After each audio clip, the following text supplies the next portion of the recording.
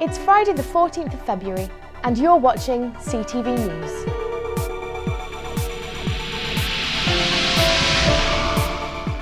This week's headlines: NUS campaign defeats government plans, the university is one of the most international in the world, and our SU officers run for charity. In a recent development, the government has abandoned its plans to get rid of the Student Opportunity Fund following an NUS campaign. The campaign, which took place through Twitter, saw students nationwide voice their opinions using the hashtag #SaveStudentOpportunities.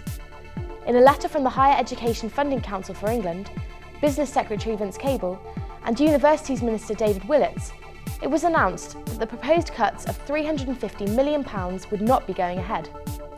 However, it has now been suggested that an alternative funding plan lies in the merger of the Student Opportunity Fund with the Access to Learning Fund. In a statement, NUS Vice President Rachel Wenstone praised the hard work of the students' unions in stopping the funding cuts. Yet her concerns were also voiced regarding the planned merger, which could result in a cut of at least £37 million to the Access to Learning Fund alone.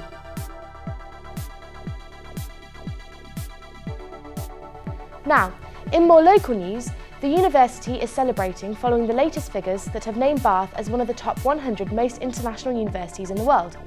Becky Whysall reports.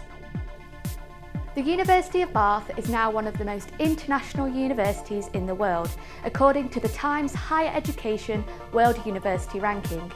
The league table has ranked Bath at number 66 in joint place with the Technical University of Denmark.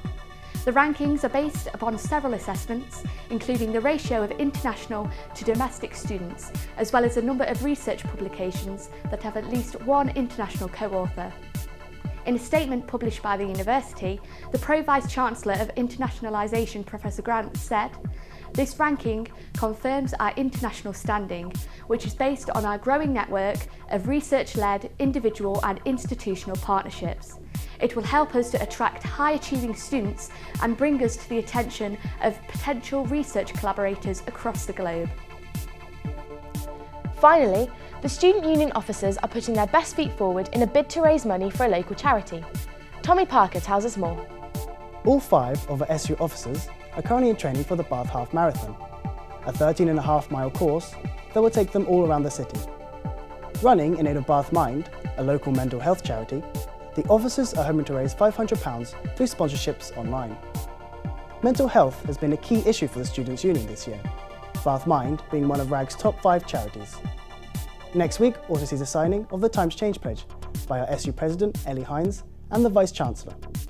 I spoke to Sally and Scott to find out the latest. But yeah, so far I've done a grand total of no training for it, and I'm feeling a little bit nervous because I probably should start running again. Well, I think we're going to go for a run together on Sunday. Volunteering have organised one, because there's runners for V-Team and RAG as well. So we're all going to do a big group run in a couple of weeks. Ellie keeps trying to give me training tips from a sports science degree, but I don't really understand a lot of it. I'm just trying to run and get that stage first. We're hoping to raise at least £500 for Bath Mind, which, given that there's 16,000 students here, should not be a challenge at all. I think we should aim higher. So we particularly want to do something for a local charity, because the Bath SU officers want to do something in Bath, and I've been doing a lot of mental health work this year, so it fit in quite well. And that's all we have time for this week, but make sure to keep checking our YouTube channel for all the latest student news. My name's Hollie Christian-Brookes, and you've been watching CTV News.